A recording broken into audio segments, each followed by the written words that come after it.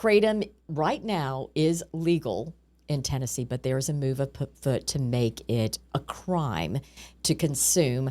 Bring us up to date as to where it stands right now. There has been some movement in the state legislature and where it goes. So in the state legislature, it's colloquially known as the Matthew Davenports Law. He is a man from Chattanooga who was prescribed, according to his mother, regular medication, was taking Kratom on the side. It's something you can get from the gas station. It's not illegal at this point, and he died. And so she spoke to state legislators and said, hey, I don't want this to happen to other people. Can we please get a law on the books making this illegal?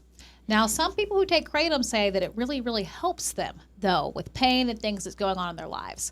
Yesterday, Gloria Johnson, who's obviously a representative from Knoxville, spoke before the House voted on it, and they voted in favor of making it illegal, essentially, saying that there are some types of Kratom that help people out, and there are some types of Kratom that are very dangerous, and therefore, instead of having a law that would ban all of the sales, she was in favor of a law that only banned certain products. What had went through the House, though, yesterday would be something that banned all of the sales.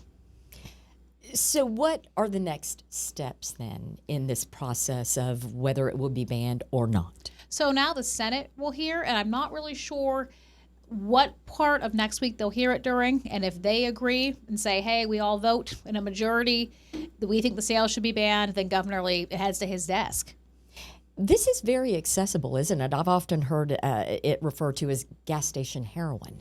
It is very accessible. I also went to Metro Drug Coalition earlier today, and they said what they are finding with people is that they don't really recognize that just because you can get it at the gas station, you think it's safe, right?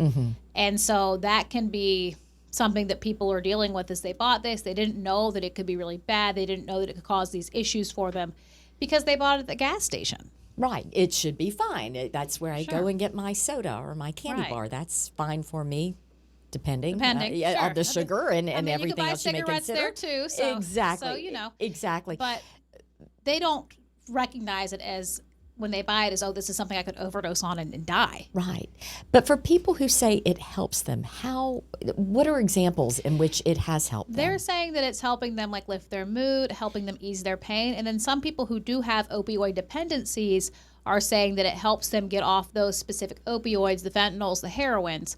When I spoke to Metro Drug Coalition earlier today, they said that if you are struggling with opioid addiction, go see a doctor and see if they can help you with medication or treatment that way, as opposed to buying something at the gas station. And again, there are people that really support the use of Kratom and who say that it helps them out a lot.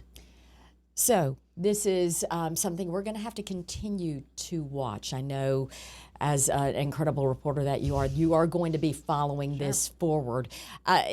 Where do you, the legislative session typically ends late April, early May, who knows? But it's something that in short order could be finalized, wouldn't you agree? Yes, because typically in Tennessee, new laws go into effect on July 1st or like January 1st. I don't know where this falls with that, but some of the laws that we pass in legislative session can really become laws very quickly. Right, and of course, if it is passed in the Senate, it does then have to go to the governor. Governor Lee, correct. For his signature. All right.